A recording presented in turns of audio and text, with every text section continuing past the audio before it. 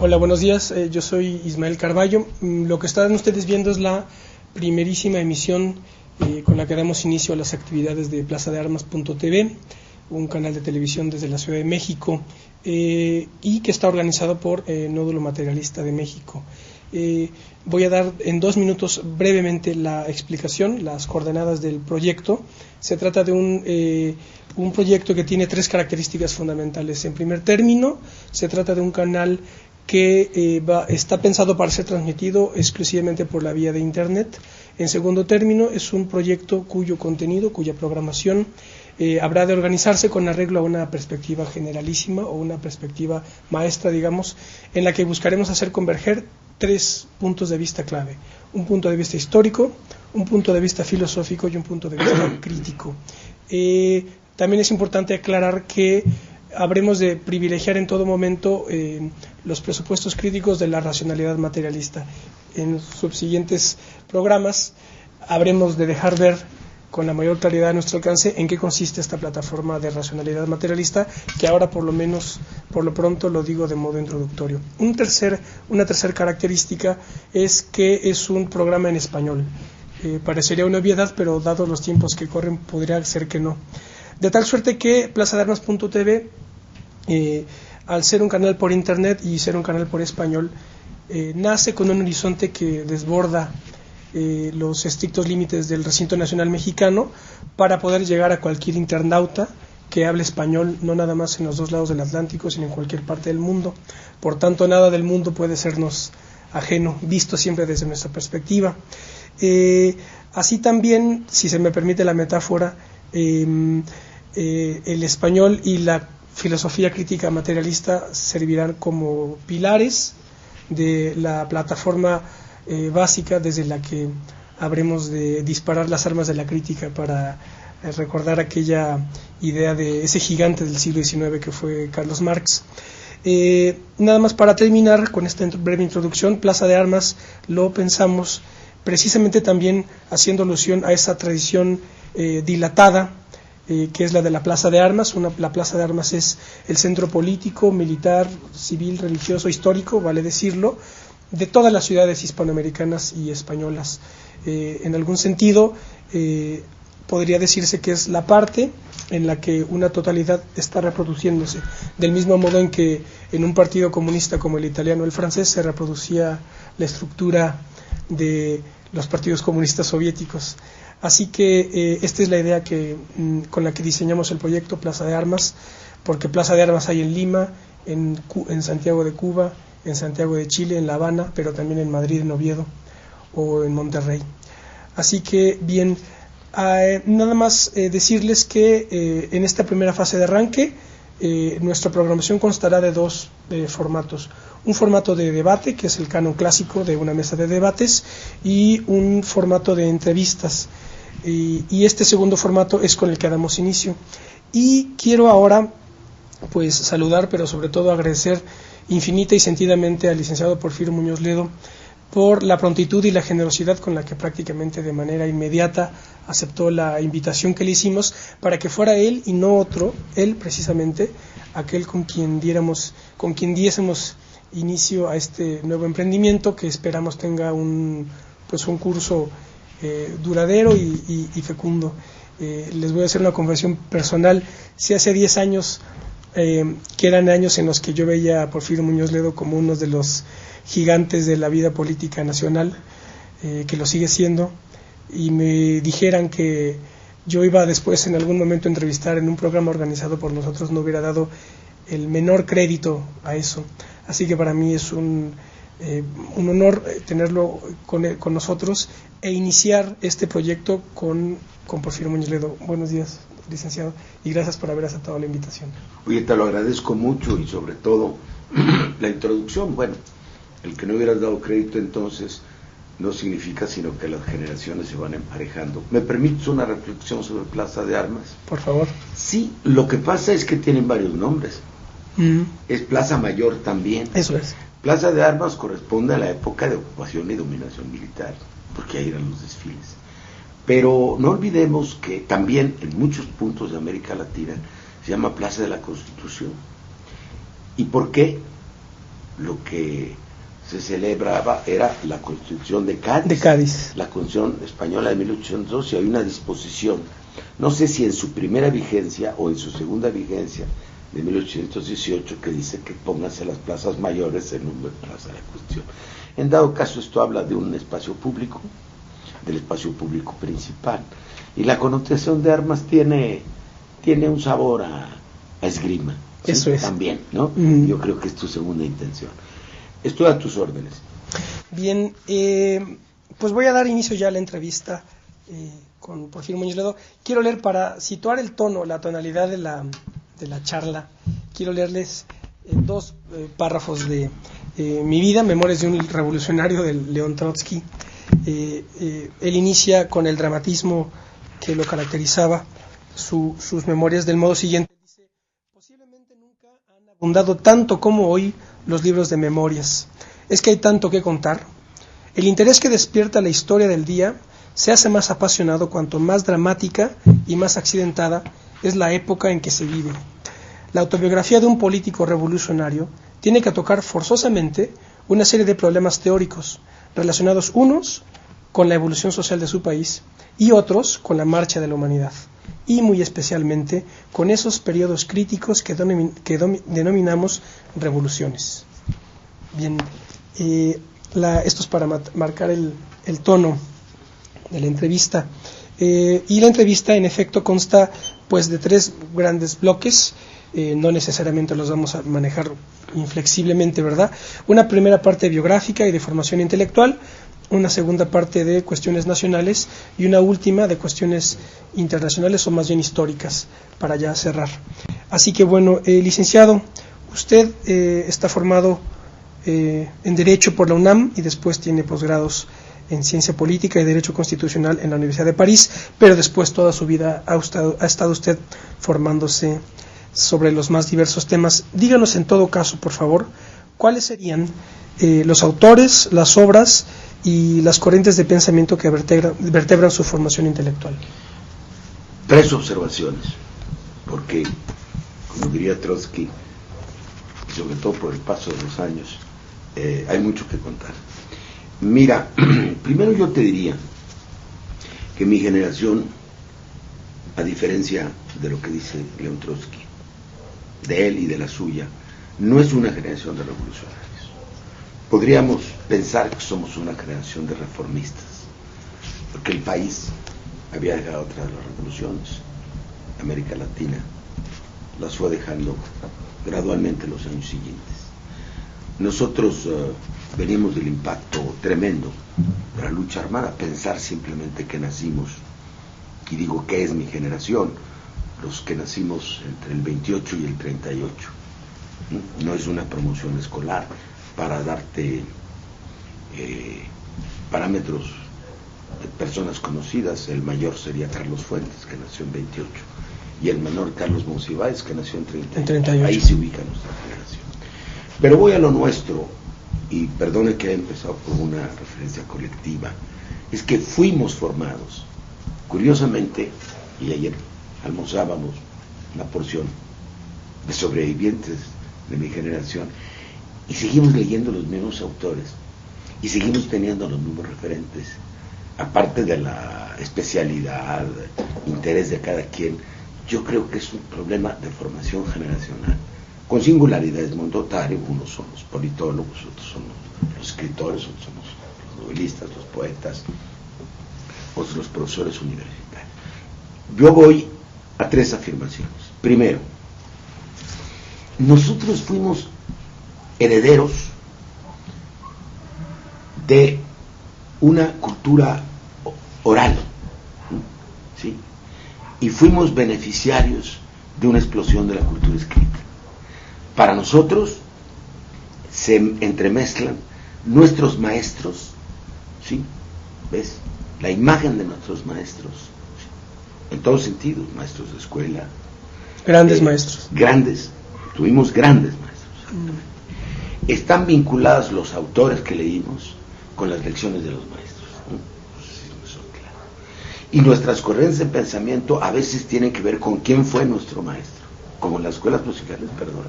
como las escuelas pictóricas, ¿no? Uh-huh. Que a un pintor que lo influyó más en su cultura plástica, la visión que su maestro tenía del mundo, ¿no? Nosotros, o los maestros que tuvo, que hay casos, venimos, como se diría, el rendimiento de talleres.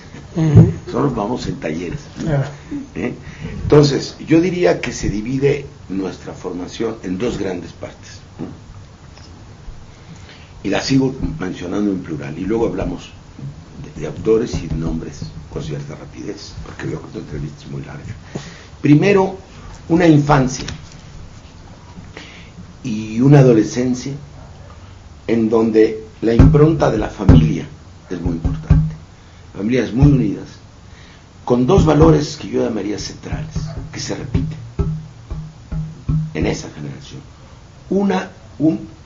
Y uso el adjetivo, acendrado nacionalismo, muy mexicanistas. Te estoy hablando de los 30, de los últimos 30. Te estoy hablando del periodo del general Cárdenas, por decir algo. Y nuestros padres formados en las escuelas de Vasconcelos, en su formación profesional, ¿sí? Las primarias la hicieron casi todos todavía en las posterioridades del régimen del general Díaz. Entonces vivieron desde su infancia nuestros padres sumidos en la revolución, en el descubrimiento de México, en el abrazo que decía Paz del mexicano con el otro mexicano, en el redescubrimiento de los valores de este país, ¿no? Y luego era una generación que había sido educada en el valor de la escuela, ¿no? Perfeccionista y meritocrática, la llamo yo. Es decir, las cosas se tenían que hacer bien, y toda buena acción, ¿sí? Toda acto, ¿cómo se llama?, valioso, tenía un premio. Entonces era una convicción que ya no existe en ese nivel, del valor redentor de la educación, ¿sí? Del valor transformador, ¿sí? Sobre la conciencia y sobre la vida de la gente. Entonces, eso nos hizo ser muy buenos estudiantes, ¿no? Luego viene la formación universitaria, que a su vez se divide en dos partes, ¿no? Pasamos de la lección de nuestros padres y de nuestros maestros. En mi caso, mis padres eran maestros también, así que había un continuo, ¿no?, de la escuela y la casa, a la formación propiamente universitaria. Allí yo diría que tuvimos una pendiente ecléctica y universalista, sin dejar de cultivar valores nacionalistas. Entiende que a nosotros nos tocaron varias cosas. Una, la presencia de los maestros españoles de la República Española. Llegamos a tener 2 o 3 profesores que habían sido rectores de la Universidad Española. Mi abuelo tomó clases con Gauss en la prepa, por ejemplo. Yo no, pero iba a Mascaronello y a Gauss, ¿no?, Medina Echeverría, que vivía en Puerto Rico, a todos ellos. Pero los nuestros, el más notorio era don Manuel Pedroso, pero estaba Luis Recastel Siches, Niceto Alcalá Zamora, etcétera, etcétera, que estaban no en rivalidad, pero en competencia, con profesores mexicanos que se habían formado en Europa. Y curiosamente todos tenían un trasfondo de cultura alemana, sí, pero una muy buena formación francesa. Era una combinación. Entonces el mayor de nuestros maestros fue el maestro Mario de la Cueva, de mi generación, pero no era el único. Estaba Eduardo García Máenez, etcétera, y las generaciones que seguían, espléndidos maestros, ¿sí? Entonces había una competencia por los estudiantes también, digamos, como te digo, los talleres. Hay quienes se destacan más por haber ido a la casa del maestro Pedroso, y otros nos destacamos por haber ido mucho más a la casa del maestro de la Cueva, que tenían tonalidades muy distintas, que serían los dos grandes jefes de fila. Entonces, ¿qué era? Por ejemplo, don Manuel, que escribió cosas espléndidas entonces en la revista Universidad de México, era un convencido de la contextualización del pensamiento, ¿no? A él le desesperaba un poco que los libros de los autores mexicanos de derecho, que ya eran muy eruditos entonces, trajeran así, a veces, de notas a pie de página. Notas a pie de página. Lo que a un libro de un maestro de civil le llamaban que era una casa de citas. Claro. Decían que no era un libro, que era una casa de citas. Porque igual decía, bueno, el profesor X dijo esto, pero un francés con un italiano, con un inglés, con un español, con un alemán, decía, por Dios, cada uno obedece a una cultura distinta, a una forma de pensamiento distinta, no se les puede poner como si fuera un cóctel. Entonces, él le preocupaba mucho por contextualizar, primero el tiempo histórico, y luego la corriente cultural a la que pertenece su faro. Le da mucha flojera y al examinar decía, bueno, dígame en qué siglo nació Platón y lo apruebo. Pues maestro, es como el siglo XVI, usted sí me va a contar. Se acabó. Entonces, primero contextual. Y el maestro de la Cueva tenía un gran interés en que nosotros conociéramos las raíces del pensamiento jurídico. Es muy importante, ¿sí? Para el derecho del trabajo, el pensamiento socialista, el marxismo, lo que era maestro. Para la teoría del Estado, el derecho constitucional, los grandes autores que formaron la noción del Estado, y coincidieran con la contextualización. Al mismo tiempo, nosotros tuvimos el impacto de algo que no se aprecia ahora, el Fondo de Cultura Económica. Claro que sí. Tú te imaginas el cambio que implicó el Fondo de Cultura Económica. Entonces, lo que era nosotros, que no podíamos comprarlos, pero los prestábamos, o simplemente los breviarios. Pongo una colección de breviarios del Fondo. ¿Cuántos autores hay ahí de primer nivel? Sí. Y luego las traducciones de los clásicos. Es un espejo. A mí me decía una vez Elio Yaguaribe, el gran filósofo brasileño, gran amigo mío, lo fui a ver a su casa la última vez, hace 3 o 4 meses. Me decía, es que el mejor momento de la unidad del pensamiento latinoamericano se llama Fondo de Cultura Económica, Porfirio, porque en toda América Latina estábamos leyendo lo mismo. ¿Cuáles eran para nosotros los grandes autores? Pues los grandes autores de la teoría del Estado. Eso era lo fundamental para nosotros. Y los autores de la temporada, que era la crisis de nuestro tiempo, no sé si me explique, Karl Mannheim, Karl Jaspers, eran fundamentalmente los pensadores alemanes. Y las reflexiones francesas, es muy importante. Nosotros combinábamos literatura, y eso es muy importante, con la lectura de los textos teóricos, ¿entiendes? Y para nosotros era importante leer a Malraux, que creo que lo mencionas por ahí. Ahí comenzamos nosotros nuestras lecturas de Sartre, ¿no? Todavía no entrábamos propiamente al pensamiento académico, de hablar después. Ahí, en la revista que hicimos nosotros, se llamó la revista Medio Siglo, que yo era el director, el presidente del consejo era Fuentes. Hay muchos ensayos, cuando teníamos 19, 20 años, 21, no eran un poco mayores, que dan cuenta de cuál era nuestro pensamiento.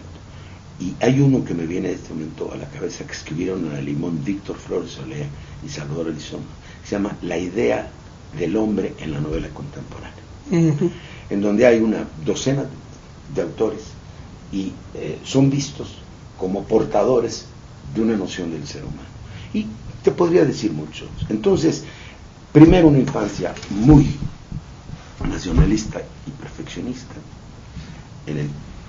creyendo en el poder liberador de la cultura, y en la capacidad de progreso por la educación, una formación universitaria primera, la frase no solamente que nada del humano nos es ajeno, sino que había que ser leales a lo mexicano y fieles a lo universal. Esa era una frase de nuestros maestros constantemente. No podíamos nosotros entender, pues, nuestra formación si no íbamos a Europa. Prácticamente todos, en distintos momentos, todos. Ya los más jóvenes ya no, o muy poco. Todos salimos. Otros ya habían vivido afuera, porque venimos de padres diplomáticos, etc. Entonces, para nosotros, la educación en la Universidad Nacional era la mitad, tenemos que ser la otra mitad. Yo diría que nosotros nos encontramos, y ya estoy hablando más en primera persona, porque cada uno siguió su camino, con que vis a vis los estudiantes europeos, nosotros teníamos una visión, por lo mismo, más amplia aunque mucho menos profunda, Uh-huh. cuando no conocíamos la raíz cultura del pensamiento. Los franceses sabían literatura francesa, los alemanes, etcétera, etcétera, etcétera. Y nosotros sabíamos un poco de todo.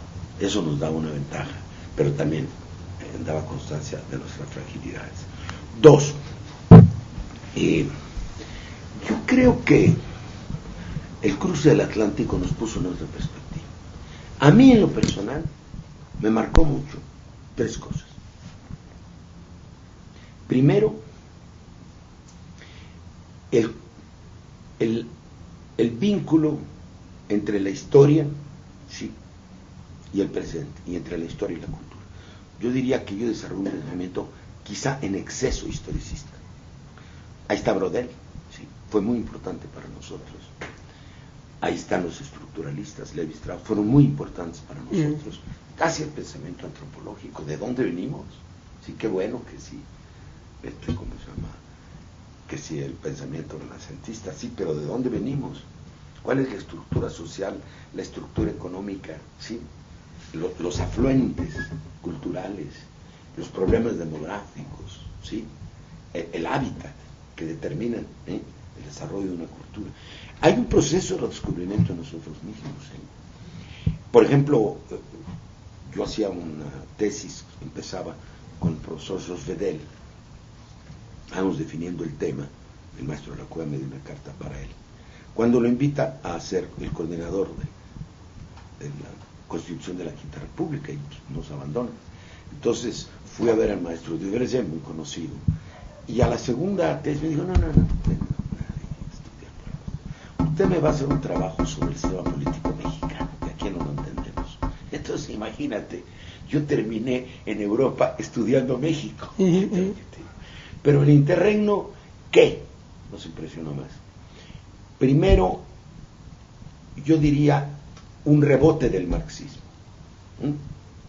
para su actualización en el pensamiento de Gramsci. Gramsci fue muy importante con nosotros.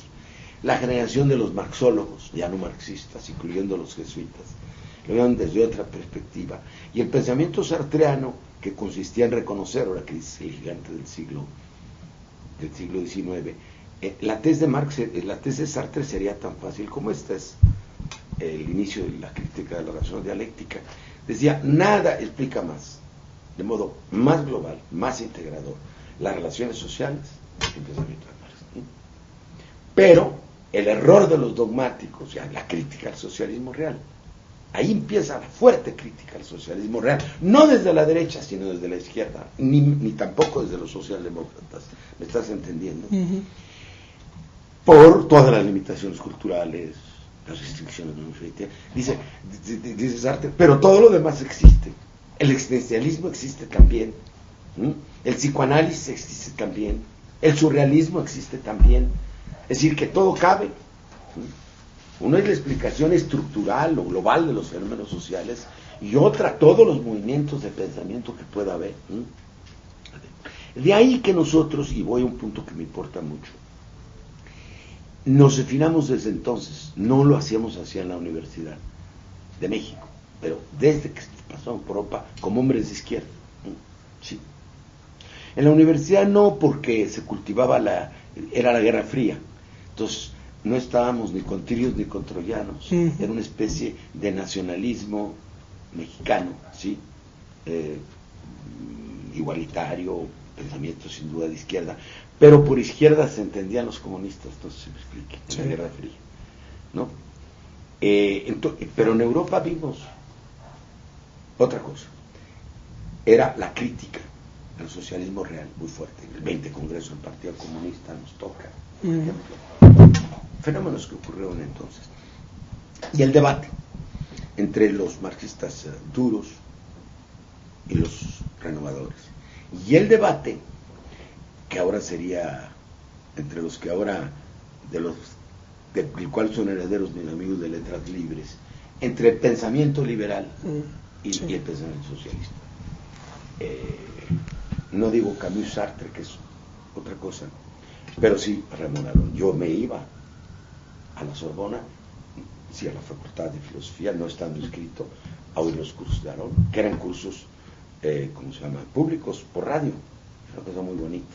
escogían ciertos cursos anuales y pasaban por radio y los oían en todo el país. Eso es un dato muy importante.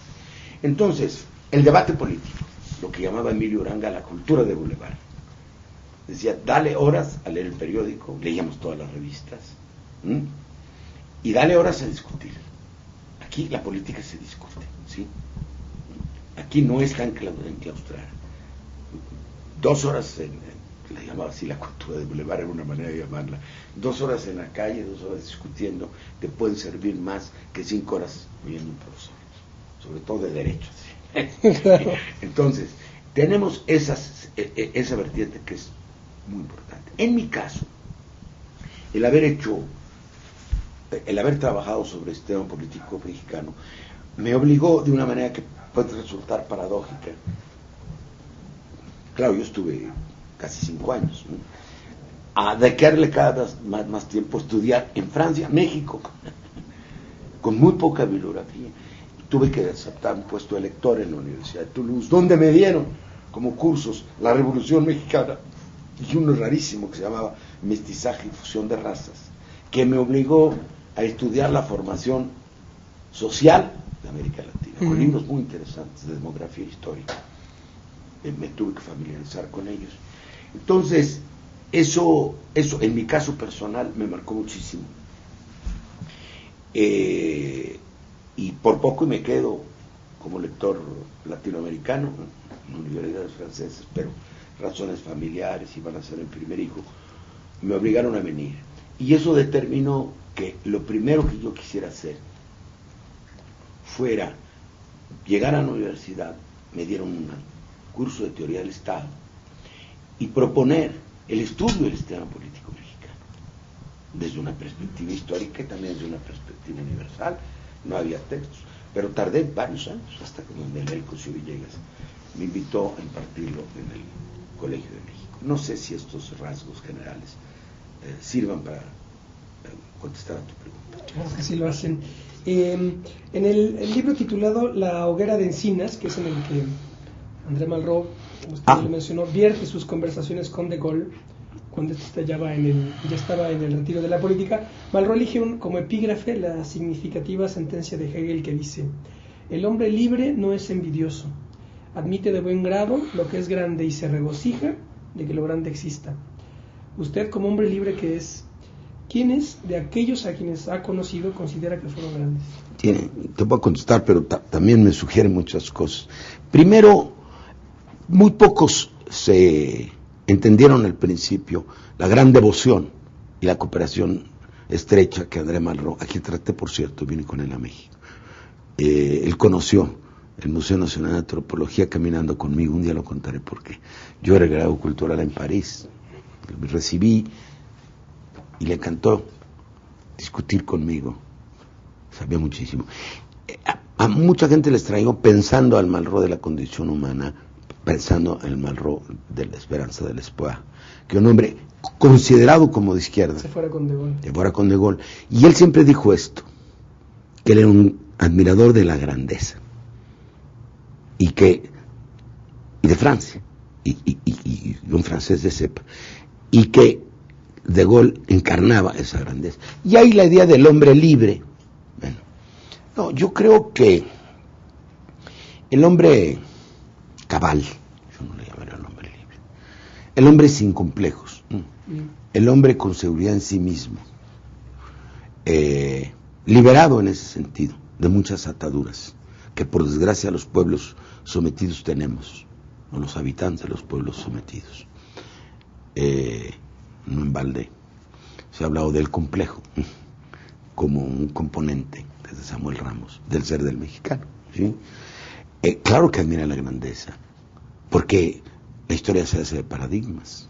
Ahora, no confundir la grandeza con la gloria. Yo ahora traigo con una joven que quiero mucho esa discusión intergeneracional. El otro día me hizo una película sobre Cristóbal Colón, quería conseguir la de Marlon Brando, para que viéramos juntos una de Alejandro Magno, y sintió en mí algo como muy anticuado, de la admiración por las grandes hazañas de la humanidad, no se me explique. Y le dije que en eso tenía razón, ellos son mucho más escépticos, ¿sí? y ven mucho más lo que hay de frágil dentro de todo eso, ¿sí? ¿Te das cuenta? Le digo, bueno, yo nada más te digo que mi madre nos leía, porque en la casa se leía después de la cena, el libro que más recuerdo, que se llama un libro de Stefan Zweig, otro autor muy importante. Van saliendo momentos históricos de la humanidad. Me acuerdo de la aventura de Amundsen, el polo, y todo esto lo recuerdo perfectamente bien, ¿no? Entonces, nosotros fuimos dedicados en la admiración de la grandeza, claro que sí. Ahora, ¿qué gentes? Mira,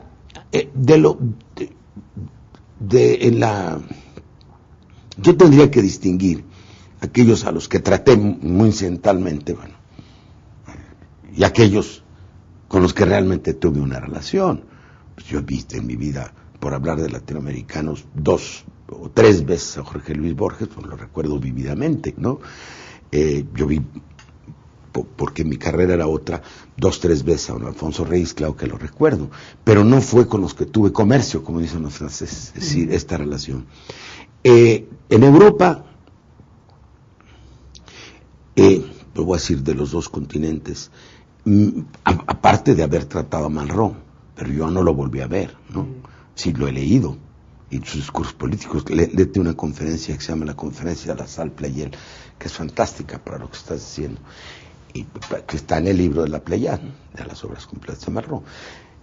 Mira, fundamentalmente fueron los políticos. Yo te diría los 4 más importantes. Con los que yo tuve una relación muy fuerte. Con uno de ellos la conservo, pasé la Navidad con él ahora en Portugal, que es con Mario Suárez, que es el autor, pues, más importante de la tradición política portuguesa, y que está lleno de virtudes. Es un alma muy abierta, un gran sentido del humor, un sentido de la amistad tremendo, ¿no? Nos mandamos correos electrónicos. Y quien fue representante de los partidos socialistas europeos cuando me nombraron representante de los partidos socialistas latinoamericanos. La personalidad que más me impactó de ellos, yo traté fundamentalmente a los socialdemócratas, fue la de Willy Brandt. Era un hombre con una gran sabiduría, él era un hombre que venía prácticamente de la clase obrera, y tenía una gran formación, y que era un hombre de pocas palabras, pero como una brújula, ¿me entiendes? Como una brújula. Me encantaba cómo respondía a las preguntas que le hacías. Oiga, meditaba. Muy distinto a mi carácter, ¿eh? Listen, my friends. Paf, y hace una frase. No lucida, no lucidora, sino muy orientadora. El otro, que era un alma grande, fue Olof Palme. Ahí tuvo una relación muy afectiva. Él era el socialista democrático por definición, un hombre con independencia de criterio, con un valor personal. Y para no terminar, mi relación quizá más prolongada fue con el señor François Mitterrand, porque lo empecé a tratar desde que yo era estudiante, porque en todos los avatares de su vida lo visité y lo vi, porque fui su anfitrión en México, eso está en uno de sus libros, nuestras conversaciones, sobre todo sobre el tema de las migraciones. Y recuerdo el día que lo vi, la última vez, fue en el Reichstag, en el entierro de Willy Brandt. Nos encontramos a la salida juntos y hicimos comentarios sobre el entierro. Y de alguna manera le sugerí que él estaba pensando en el suyo. Era un hombre muy inteligente. Tenía la frase aguda. Les diré, era un polemista absolutamente excepcional. Fíjate nada más la frase que me dice al despedirse. Ya nos despedíamos. Él sabía que se iba a morir, aunque los demás no lo sabían. El cáncer, pues, todavía hay una discusión, todavía hoy en Francia, si hizo bien o hizo mal Malraux desde el punto de vista de la ética, Mitterrand, de la ética política, como hombre de Estado, en ocultar que estaba enfermo. Entonces, la conclusión es que como ser humano tenía derecho, pero como hombre de Estado no. Claro. Esa es la conclusión a la que se llega. Y me dice, mon ami, amigo, me dice, perdón, si eso es lo que quiero preguntarle, ¿nosotros hemos sido realmente amigos o hemos sido muy amistosos uno respecto del otro? Le dije, le quedé viendo, le dije, lo primero no, por razones de continuidad, por razones generacionales. Yo creo que lo segundo es lo correcto. Fíjate, qué precisión conceptual. En México, bueno, muchísimos. Yo tuve una extraordinaria, en América Latina tuve una relación con Víctor Raúl Ayala-Torres muy fuerte. Acabo de estar con el sobreviviente del APRA, Villanueva. Por cierto, tengo que ir a Lima porque quiere completar la correspondencia de Víctor Raúl, sí. Y yo tengo muchas cartas con Raúl, porque Víctor Raúl vivía en Europa, nos vimos casi un año en París, convivimos, luego se fue a Laponia, luego se fue a Suecia, luego se fue a vivir a Bruselas, nos continuamos carteando y esa es la parte que tengo que buscar en mis archivos para llevarla. Bueno, de esa generación, fíjate que cerca los dos de Vasconcelos. Víctor Raúl fue secretario de Vasconcelos y Torres Bodet también. A mí influyó mucho en mi vida Torres Bodet, porque tenía no solamente pensamiento, sino verba nacionalista, porque pertenecía a una generación muy cosmopolita, la generación contemporáneos, porque como diplomático vivió cerca de 20 años en el extranjero o más. Yo he leído con mucho cuidado sus memorias, cuando las terminó se suicidó y yo hablé en su entierro en la Rotonda de los Hombres Ilustres, siendo funcionario. Creo que es uno de los discursos mejores o menos malos que he dicho. Tenía casi todo a lo que yo aspiraba, ¿no? Es un gran funcionario público, un gran secretario de Educación, un espléndido ministro de Relaciones, un excepcional director de la UNESCO, una gran dignidad. Entonces era un poco mi paradigma, ¿no?, de lo que se podía hacer. Yo no era poeta, ¿no? Sí, era una diferencia muy importante. Y bueno, yo te mencionaría el nombre de muchos otros. Por eso la respuesta a tu pregunta, sí, para la formación nuestra, incluso en exceso, la admiración de la grandeza es muy importante, ¿sí? Porque no se puede aspirar a nada grande si no se tienen paradigmas, ¿eh? Hay una visión paradigmática de la vida, que puede ser equivocada a la larga. Yo no he caído todavía en el escepticismo, pero así fue como nos formamos y así fue como vivimos. Hay también, a contrapelo, yo no llamaré desprecio, el repudio a la pequeñez. El entierro de Torres Bodet, para él la obra pública nunca fue un conjunto de acciones impecables, sino la manera como se construían las catedrales. No sé si me explique. Sí. Era, no la albañilería política, sino la construcción de una catedral, que duraban siglos de construirse. Su vida estuvo en perfecta armonía con su doctrina. Esto es lo que reza el epitafio de la tumba de Zenón el Estoico, según nos lo recuerda don Antonio Gómez Robledo, el egregio estudioso mexicano de los clásicos grecolatinos. ¿Cuál es la doctrina política de Porfirio Muñoz? Bueno, yo no creo que en términos contemporáneos se pueda hablar de doctrina, ¿no?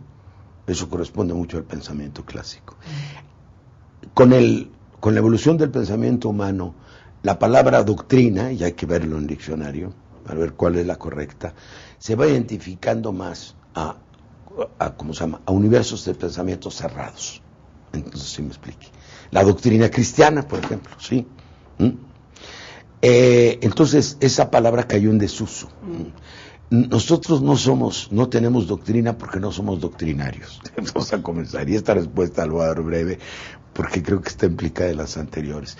Nosotros tenemos un pensamiento ecléctico. Ahora, con el tiempo, hemos llegado a pensar que lo importante, yo he llegado a pensar, y es un debate que no se ha dado nunca en serio en este país, que no se ha dado. Todos nos definimos como de izquierda, la izquierda unida y la nueva izquierda, todo eso ya es verdaderamente, no quiero juzgarlo, ¿no? Y acabamos de tener una mesa redonda en la Fundación Ebert sobre esto, y va a haber otra la semana que entra. Nosotros es un pensamiento de izquierda, pero ¿de qué izquierda? Porque se define en un tiempo y en un lugar determinados. ¿Cuál es nuestro pensamiento fundamental? Yo digo, como mexicanos, y hay un librito que publicaron con presidente de un partido, es una edición, que le pusieron un título, que es el Proyecto Originario de Nación. Sí. Toda la lucha de este país se debe entender como una batalla contra la desigualdad. Pero la desigualdad no entendida solo como la diferencia en el reparto del ingreso, sino como un fenómeno de origen profundamente colonial y tremendamente acumulativo. Hay desigualdad en el acceso al conocimiento, hay desigualdad en el acceso a la comunicación, hay desigualdad en el empleo, hay desigualdad en todo. Reforzada por un pensamiento jerárquico, por un mundo vertical. Entonces yo creo que el pensamiento sorprende a algunos. Acabo de hablar de un debate que tuve en París hace un mes sobre esto, ¿no? El nacionalismo en Europa resulta a la derecha, claro, y el nacionalismo en América Latina fatalmente es la izquierda, ¿no?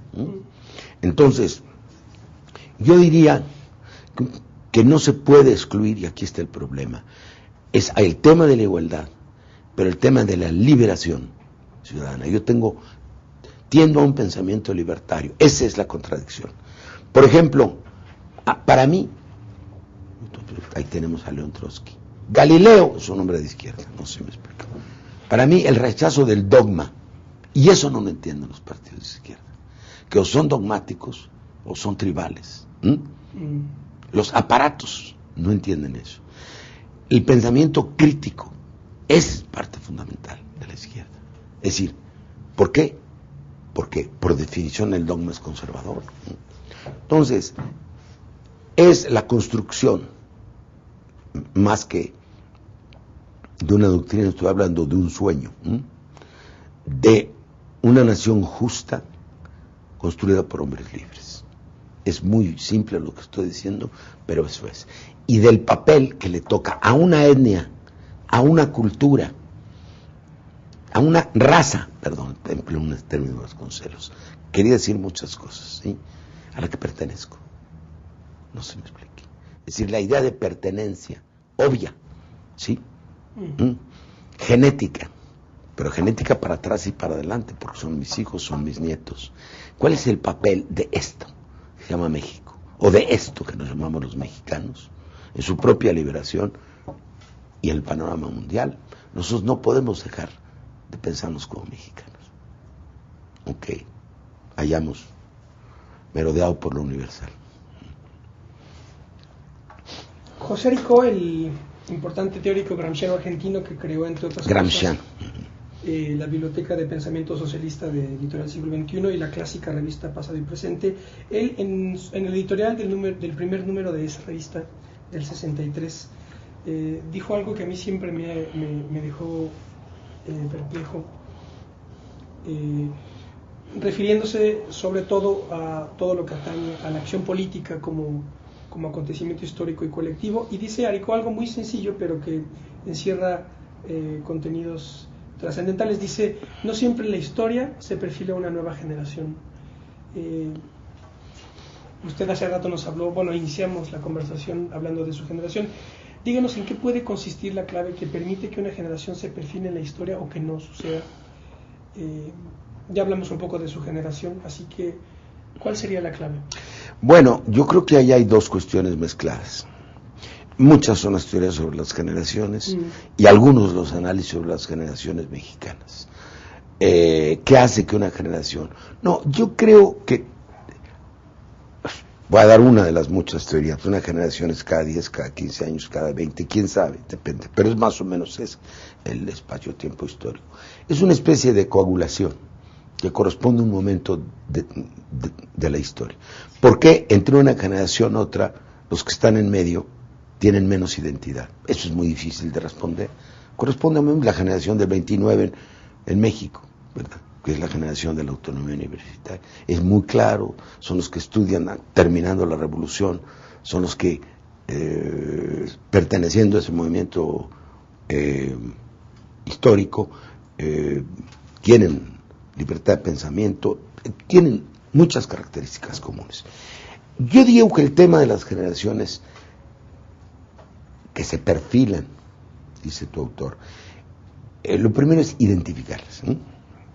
Se dan, unas más chiquitas, unas más mediocres. La anterior a la nuestra, todas las generaciones tienen varias vertientes. Hay los escritores, hay los políticos, hay los maestros y otros que no aparecen a primera vista, que pueden ser los sacerdotes. Yo tengo sacerdotes de mi generación, de los que nunca se habla, y algunos fueron compañeros míos en la primaria. No, pero no se refiere al conjunto, sino a una élite que se destaca en la vida pública. Generalmente las generaciones son al mismo tiempo intelectuales y públicas, eso es muy importante. La anterior a la nuestra es la generación de los Hiperiones, claro, generación de Luis Villoro. Leopoldo es anterior. Leopoldo nació en el 12 o 13 y ellos nacieron entre el 20 y el 24. Ricardo Guerra es, Baco López Cámara, es otros, Luis Villoro desde luego, es Jorge Portilla. Es una generación que tiene una vertiente política, que es la de Luis Echeverría y la de José López Portillo, que son de la misma edad. Qué curioso. La porción política de esa generación gobernó. Y no se distanció, pero tiene un papel en la historia muy diferente al papel del intelectual. La nuestra, que fue mezclada, políticos e intelectuales, tiene un destino muy peculiar. ¿Por qué se da la nuestra? La nuestra se da en un cambio político del país, que es la conciencia de que el proceso revolucionario ya terminó. Y al mismo tiempo la instalación como parámetro inevitable de la Guerra Fría. No sé si me explico. Nosotros no de la ¿cómo diría yo? De la terrible confrontación que fue propia de los años después de la guerra, sino de una especie ya de convivencia entre dos mundos, ¿no? A los cuales nosotros, un poco nuestra función era ver lo bueno y lo malo de cada cual, ¿no? Es decir, una posición, te lo dije, ecléctica. Entonces, es el asentamiento de la Guerra Fría, y sobre todo, ahí están los primeros libros, ahí están los ensayos de Cosío Villegas, ahí están los escritos de paz, ahí están tantas cosas, la conciencia de que el proceso de la Revolución Mexicana ya terminó, aunque la retórica oficial sigue hablando de revolución, ¿sí? Cómo renovar la vida pública del país. El primer ensayo que yo escribo, bueno, todavía muy estudiantil, en nuestra revista El Medio Siglo, digo, ¿cuál es el futuro de nuestra generación? ¿Sí? Tratar de reformar a la altura de nuestro tiempo. Es la idea de nuestro tiempo, estaba muy presente, era el pensamiento alemán, que era nuestro tiempo. A la altura de nuestro tiempo, los valores de la revolución, sí seguíamos creyendo en ellos, como valores, como objetivos, ¿sí? Pero con un sistema político muy modificado. ¿Cómo? La democratización del sistema. Pues eso lo vimos desde muchachos, ¿sí? La expansión de la educación. O bien, si esto fuese imposible, digo, la ruptura de ese sistema y la creación de uno nuevo. En ese primer ensayo que publiqué, cuando tenía yo 17 años, no, quizá estaba, ahora verás, sí, 17 años, eso publicó en, la primer tiro fue el primer número de la revista fue en octubre de 52, tenía yo 17 años, y puedo volverlo a leer hoy, porque eso fue a lo que yo me dediqué en mi vida. Y la otra, y es una característica de mi generación, y eso le debemos a nuestros maestros, la idea de que un intelectual está obligado en la acción política, y un hombre político está obligado con la inteligencia. Nuestra generación sí tiene una característica. ¿Qué es esa? Es esa, diferente de las demás. Los contemporáneos son poetas. Hay otros nacidos, los contemporáneos nacen en 900. Tú dices, los 7 sabios fueron fundamentalmente intelectuales. Tú dices, el Ateneo de la Juventud, ahí se parece más al nuestro, porque algunos fueron políticos, como José Vasconcelos. Pero la nuestra tiene como característica, nuestra generación, la idea de conjuntar pensamiento y acción. sostenidas, nosotros les llamamos nuestra comida ayer, pues de repente empezamos a hablar de la revocación del mandato de Calderón, y terminamos hablando de la novela que uno de los contertulios leyó ayer, ¿no? Y generalmente pasamos de la política en la comida a la literatura, a la cinematografía, ¿sí? A recuerdos generalmente de corte intelectual. Ese es lo característico. Tiene otra característica tremenda, y lo dije en homenaje que se rindió a uno de los nuestros, Arturo González Cosío, en la Universidad Nacional. Dije con mucha tristeza, independientemente de las singularidades de nuestra generación, del éxito individual que cada uno haya podido tener, de los esfuerzos que hayamos hecho a lo largo de nuestra vida, e incluso de las transformaciones puntuales que hayamos intentado o logrado en la realidad, nuestra generación ha fracasado. ¿Por qué? No solamente porque nunca gobernamos, que eso fue una especie de conspiración contra nuestra generación, pero eso es otro tema, eso está muy bien en las memorias que estoy escribiendo, sino, lo dije así textualmente, fue improvisado, porque el país está mucho más lejos hoy de lo que estaba antes, de los ideales a los que aspiramos, y esto puede parecer una simpleza, pero nada de lo que nos propusimos de cambiar el país lo logramos. Yo diría que absolutamente nada. Esto es muy grave lo que te estoy diciendo. Por eso sigue uno peleando, ¿no? Creo que me dicen el último de los mohicanos, mis amigos, porque sigo como conductor de televisión, sigo como, pues, si no dirigente político, promotor político, sigo como periodista y sigo la crítica política. Un queridísimo amigo me dijo alguna vez, que un amigo español me decía que desde un punto de vista histórico y filosófico, para entender España se tenía que saber dos cosas: lo que Ortega pensaba de una manera. Ortega fue muy importante por nuestra generación. Todo, de España invertebrada, todo. Él me decía, por ser un gran escritor, además. Eso es, sí, una prosa que te lleva, sí, que tiene que ver con esta cuestión de la grandeza, ¿sí? Que está implícita en la obra de Unamuno. Claro. ¿Sí? Perdón, en la obra de Ortega. De Mi amigo me decía, tú tienes que saber lo que Ortega pensaba de Unamuno y lo que Unamuno pensaba de Ortega.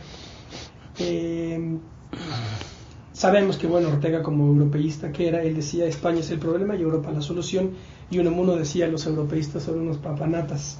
Pero en todo caso, lo que me importa es el esquema que mi amigo me planteaba. ¿Qué dialéctica de autores similar a esta? No la hay en México. No la hay. Hay las revistas, las capillas, pero no la hay. No la hay porque en la vida intelectual y literaria de México hay como una continuidad, ¿sí? Hay una continuidad, pues una sociedad mucho más patriarcal. ¿Hay alguien que se le oponía a Reyes? No. Vasconcelos, ¿no? No, eran la misma generación, no. Fíjate qué curioso, nunca, hasta donde yo entiendo, sus caminos chocaron, simplemente divergieron, pero tú no dirás hay que hizo, ante todo capillas, ¿no? Pero hay patriarcados. Yo creo que la muerte de Octavio, por lo que hace a la literatura y la inteligencia mexicana, dejó, no menosprecio a nadie, mi generación, Carlos Fuentes en algunas cosas tomó esa herencia, pero hay muchos otros que se la disputan. Hay como una pulverización de los viejos patriarcados en México. Por ejemplo, ¿quién hereda a don Daniel Cosío Villegas?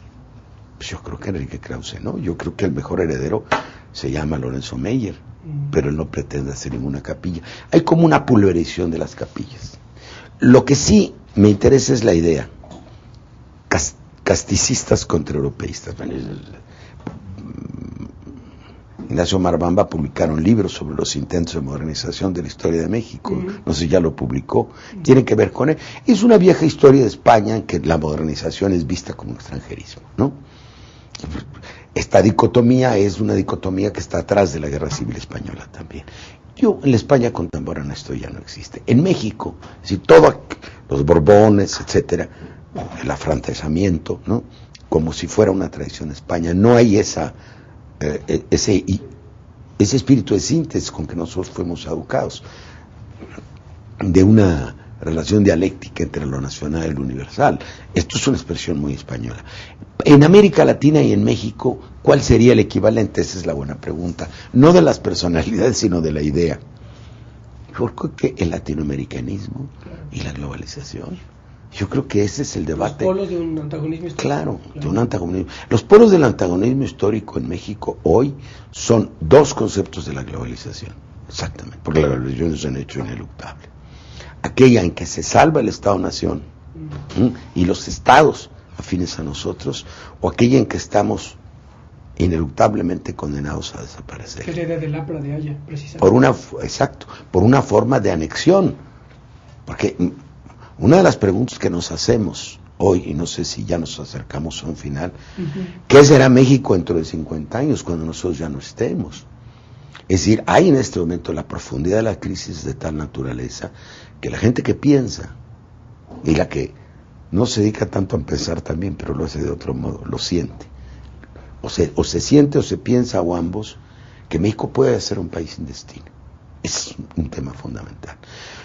Yo creo que ese es no solamente el fondo del debate, sino el fondo de la angustia mexicana. ¿Qué somos como nación? Y estamos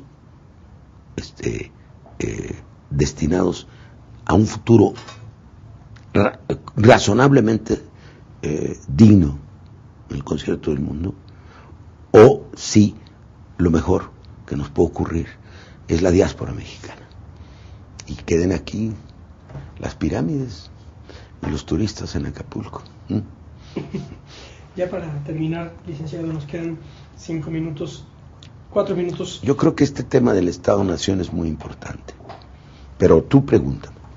En La ruptura que viene, que es el libro que acaba de editar el licenciado Muñoz Ledo, hay una parte en donde me parece que da en el punto. Dice lo siguiente: muchos cuestionan lo que han dado en llamar mi radicalismo. En efecto, me he radicalizado, pero entiendo la palabra en su significación de ir a las raíces de los problemas, porque no puedo vislumbrar una transición democrática liberal como panacea para resolver los problemas del país, ni menos el vencimiento del Estado frente a una mal entendida economía de mercado. No veo otra vía distinta que la fundación de una nueva república. Así es. Bueno, tiene que ver con lo que te estaba diciendo, si es la última pregunta. Sí. Mira, 3 minutos para. Mira, este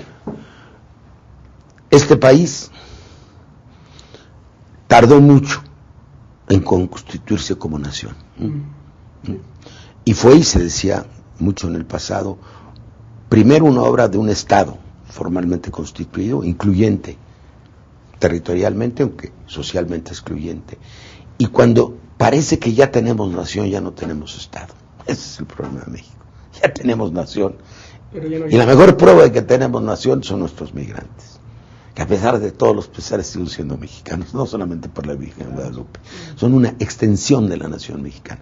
Yo lo propuse formalmente porque la Constitución diga que somos un Estado nacional, pero una nación extraterritorial. Y lo que es frecuente en Europa. Hay estados compuestos de varias naciones y naciones diseminadas en varios estados, ¿no? Entonces, nosotros ya ahora, que ya podemos decir tenemos nación, ya no tenemos Estado. Porque lo carcomió la corrupción, una estúpida concepción de la globalización, la concupiscencia, ¿no?, de la clase dirigente. Antes se le llamaba entreguismo, llámelo como quieras. Entonces, el adelgazamiento del Estado, la ruptura de la cohesión social, la impunidad, la falta de respeto a los ciudadanos. Cuando hablamos de seguridad, ¿de qué estamos hablando? Tengo una reunión la semana que entra, un gran seminario sobre qué es la seguridad en un país. Es la seguridad pública, pues la seguridad individual, es la seguridad jurídica, el Estado de Derecho, es la seguridad económica, compuesta de seguridad energética, compuesta de seguridad alimentaria, es la seguridad territorial de un país, es el cuidado del medio ambiente. ¿Qué nación que se respete, sobre todo que tenga poder, no se ocupa de todas esas cosas simultáneamente? Claro, ¿tú crees que una gran potencia entiende su seguridad nada más como ejército? Hasta la reproducción científica y tecnológica del conocimiento que le permite hacer frente con éxito a algún posible conflicto. Entonces yo no veo ninguna solución en el país que no sea la reconstrucción del Estado, pero de un Estado democrático.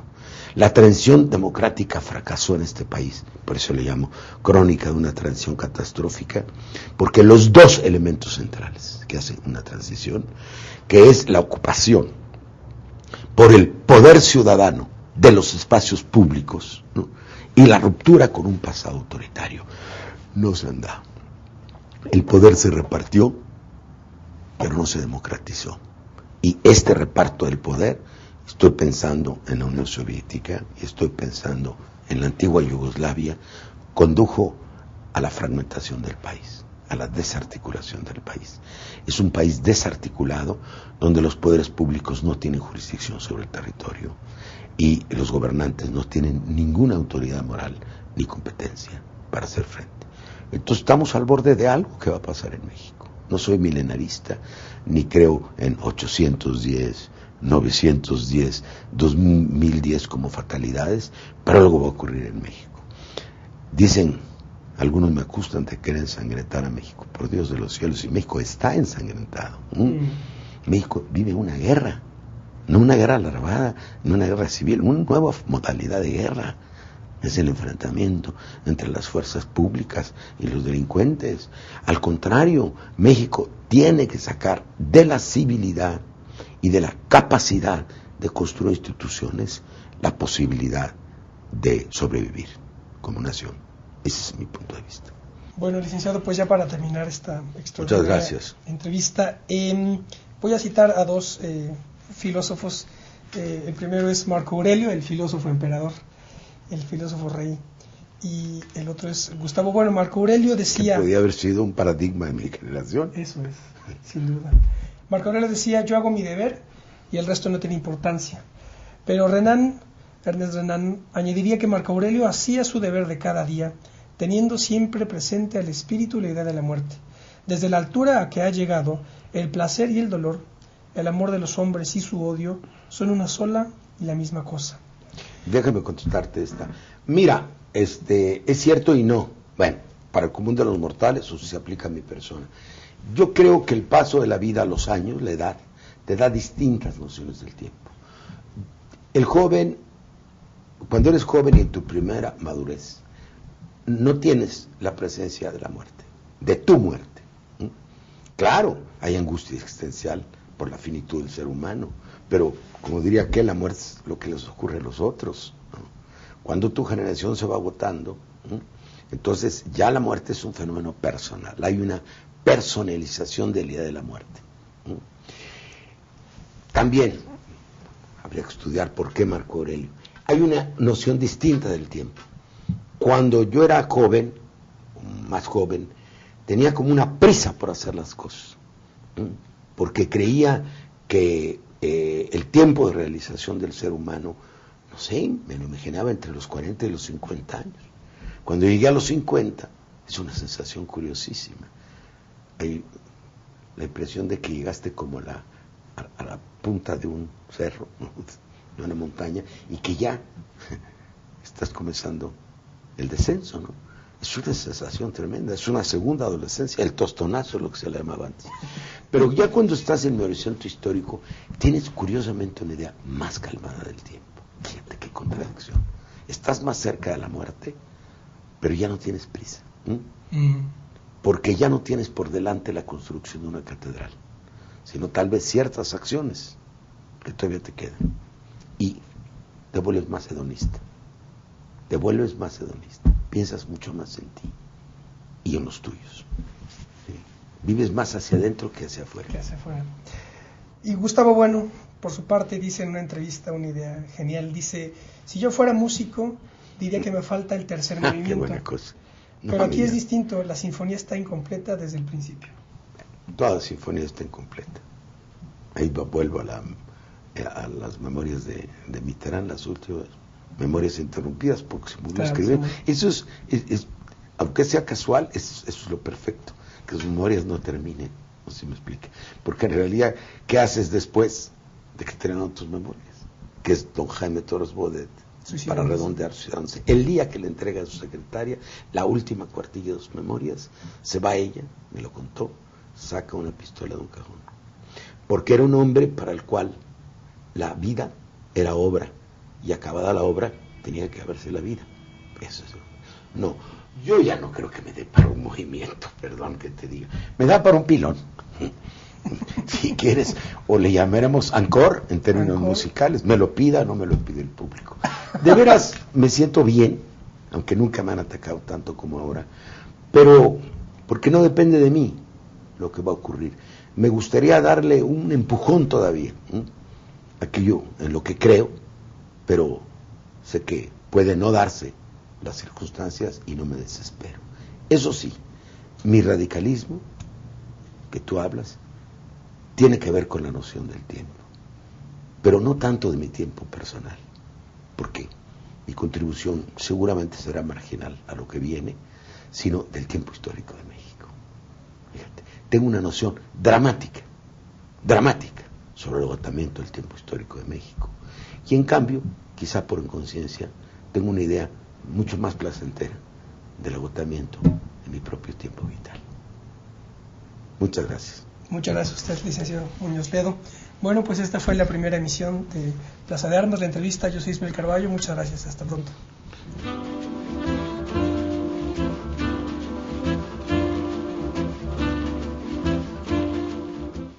De una explosión de la cultura escrita. Para nosotros se entremezclan nuestros maestros, ¿sí? ¿Ves?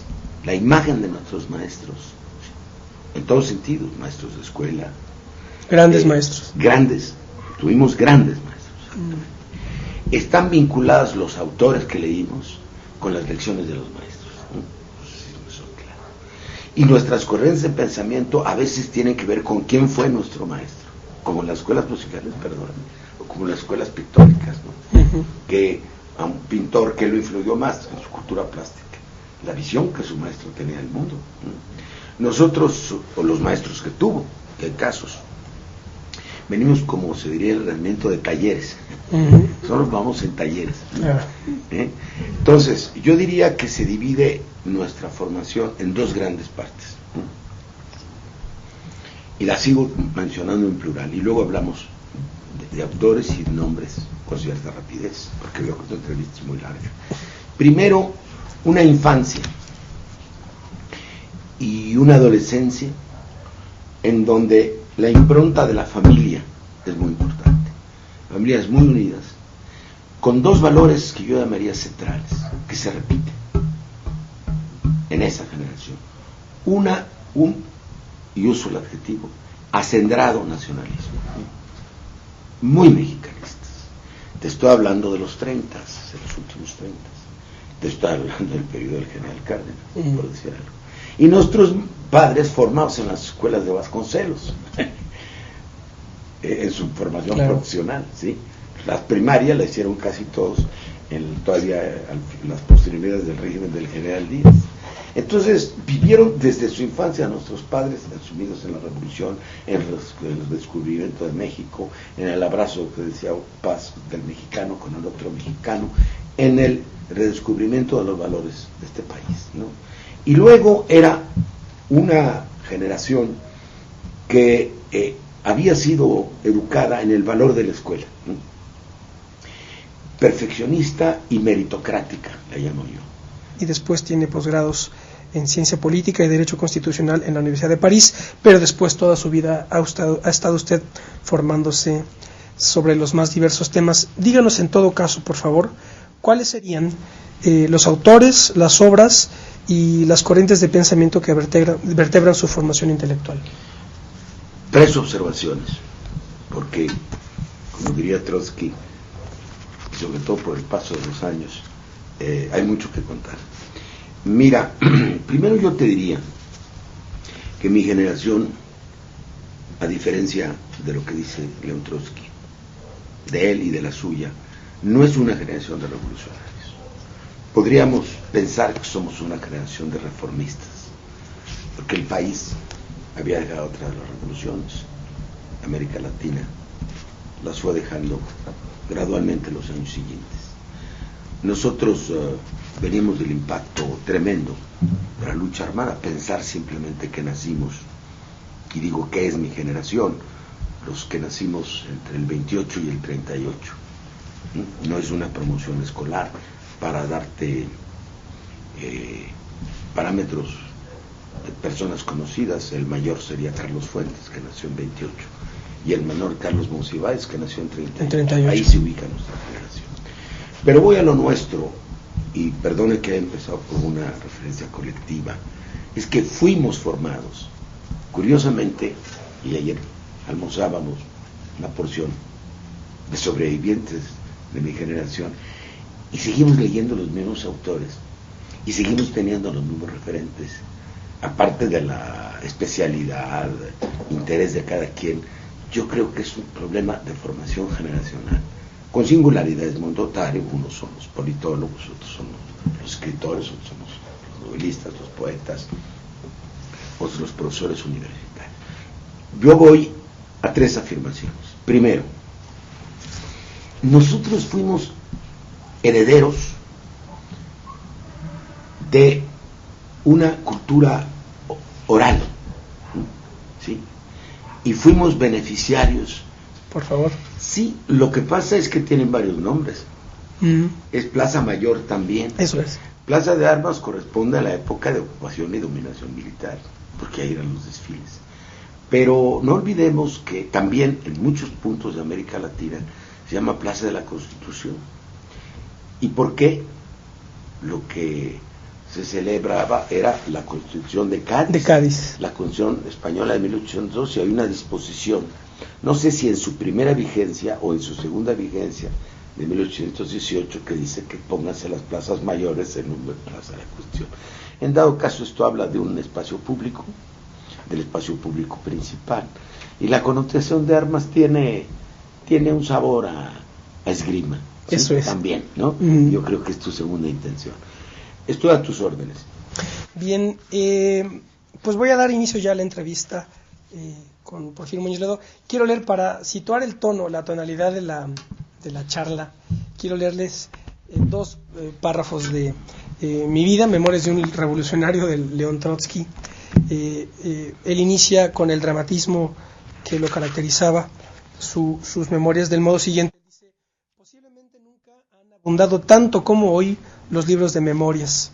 Es que hay tanto que contar. El interés que despierta la historia del día se hace más apasionado cuanto más dramática y más accidentada es la época en que se vive. La autobiografía de un político revolucionario tiene que tocar forzosamente una serie de problemas teóricos, relacionados unos con la evolución social de su país y otros con la marcha de la humanidad, y muy especialmente con esos periodos críticos que denominamos revoluciones. Bien, esto es para marcar el tono de la entrevista. Y la entrevista, en efecto, consta pues de tres grandes bloques. No necesariamente los vamos a manejar inflexiblemente, ¿verdad? Una primera parte biográfica y de formación intelectual, una segunda parte de cuestiones nacionales y una última de cuestiones internacionales, o más bien históricas, para ya cerrar. Así que bueno, licenciado, usted está formado en Derecho por la UNAM.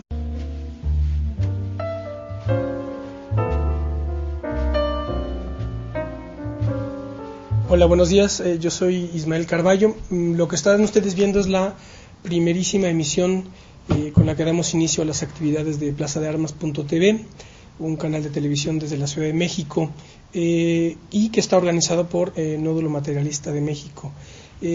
Voy a dar en 2 minutos brevemente la explicación, las coordenadas del proyecto. Se trata de un proyecto que tiene 3 características fundamentales. En primer término, se trata de un canal que está pensado para ser transmitido exclusivamente por la vía de Internet. En segundo término, es un proyecto cuyo contenido, cuya programación habrá de organizarse con arreglo a una perspectiva generalísima o una perspectiva maestra, digamos, en la que buscaremos hacer converger 3 puntos de vista clave: un punto de vista histórico, un punto de vista filosófico y un punto de vista crítico. También es importante aclarar que habremos de privilegiar en todo momento los presupuestos críticos de la racionalidad materialista. En subsiguientes programas habremos de dejar ver con la mayor claridad a nuestro alcance en qué consiste esta plataforma de racionalidad materialista, que ahora por lo pronto lo digo de modo introductorio. Una tercera característica es que es un programa en español. Parecería una obviedad, pero dados los tiempos que corren podría ser que no. De tal suerte que plazadearmas.tv, al ser un canal por internet y ser un canal por español, nace con un horizonte que desborda los estrictos límites del recinto nacional mexicano para poder llegar a cualquier internauta que hable español, no nada más en los dos lados del Atlántico, sino en cualquier parte del mundo. Por tanto, nada del mundo puede sernos ajeno, visto siempre desde nuestra perspectiva. Así también, si se me permite la metáfora, el español y la filosofía crítica materialista servirán como pilares de la plataforma básica desde la que habremos de disparar las armas de la crítica para recordar aquella idea de ese gigante del siglo XIX que fue Carlos Marx. Nada más para terminar con esta breve introducción, Plaza de Armas lo pensamos precisamente también haciendo alusión a esa tradición dilatada que es la de la Plaza de Armas. La Plaza de Armas es el centro político, militar, civil, religioso, histórico, vale decirlo, de todas las ciudades hispanoamericanas y españolas.